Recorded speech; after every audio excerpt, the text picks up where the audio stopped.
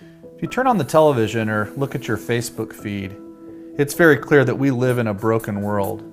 There's a lot of death, a lot of disease and suffering. But we also see traces of beauty, like the beauty of a sunset or the laugh of a child. And that's because God's design was perfect when He made it. There was no death or disease or suffering. But starting with the very first people, we as humans chose to go our own way and leave God's perfect design. And that's called sin. And sin is what led to brokenness in our world and us and sinfulness. Well, we don't like to be in brokenness, this state that we're born in. So we try to get out. So for some, they try to get out on their own by climbing the ladder of success at work or school, thinking that'll get them out. Others try to get out themselves by doing good things or being religious and going to church and helping people. And while those are great things, they don't get us out of brokenness.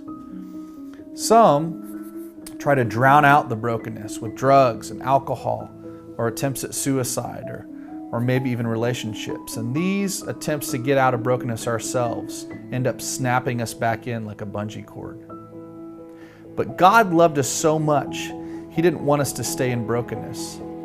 So He did for us what we could not do for ourselves. He provided the only way out. And that is through His Son, Jesus. You see, Jesus came down into our world and allowed Himself to be killed on a cross, taking on our sin.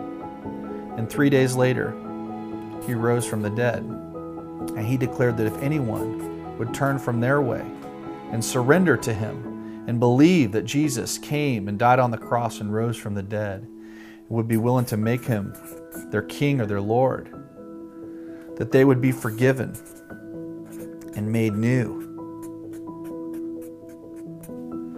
and would then be able to experience God's perfect design for their life. Now I want to ask you, which of these two would you say you're in? Are you still in brokenness, or have you repented and believed in Jesus and are now back in His design? Okay, you're in brokenness. Well, which one of these two do you want to be in? Okay, great. Well, is there anything that keeps you from turning from your way and believing in the gospel of Jesus and making Him your Lord, your King? Okay, great. You know, when I chose to make this decision, I prayed a simple prayer, very similar to this picture. I just told God that I'm sorry for my sin, that I left your design, and for the ways that I've tried to get out of brokenness on my own. I'm ready to turn from my way and surrender to you. And I believe this is true. And I want to make you my Lord so I can become new and experience your design for my life. Is that something you'd like to do?